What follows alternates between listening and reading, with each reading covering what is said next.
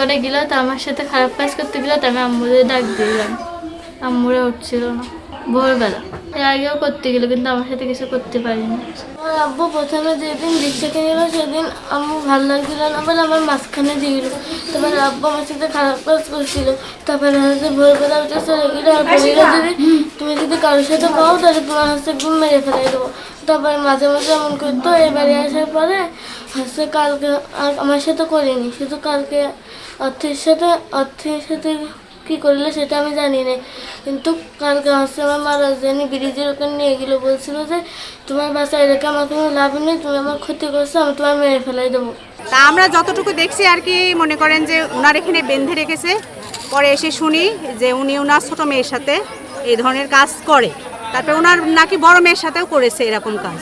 বড় মেয়ের বিয়ে হয়ে গিয়েছে, ছোটো মেয়ের সাথেও করেছে, প্লাস আরেকটা মেয়ে ওনার সাথে থাকে, ওনারও আর কি এই কাজটা করতে গিয়েছে। দরজা আটকাই নাকি সই করতে গিয়েছে, উনি বুঝতে পেরে ধস্তাধস্তি করে উঠে পড়েছে। উঠে পড়ার পরে তারপর ওনার মাকে জানাইছে। তারপরে আর কি পরিস্থিতি যেটা আপনারা এসে দেখলেন সেটাই আর কি। তা ওনার বড় মেয়ের কাছে যখন ছোট মেয়েটা বলেছে এই কথা বলবি না কারোর সাথে। আর কালকে নাকি আর কি আপনার ছোট মেয়েটাকে নিয়ে গিয়েছে এই ব্রিজের ওখানে মেরে ফেলে দেওয়ার জন্য, যে তুই বেঁচে থাকলি আমি হচ্ছে ফেসে যাব পুলিশের কাছে।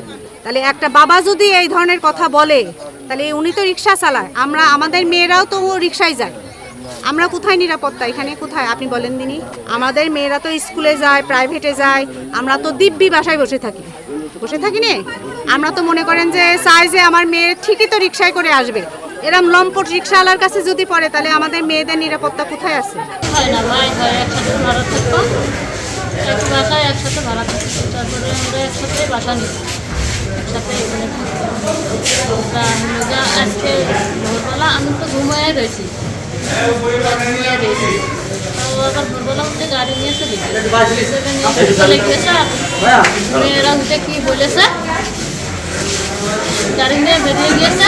তখন মেয়েরা ওই ভাড়াতে কাঁদতে এসেছে। তারপর ওই সেই ভাড়ার ভাই, ওই ভাই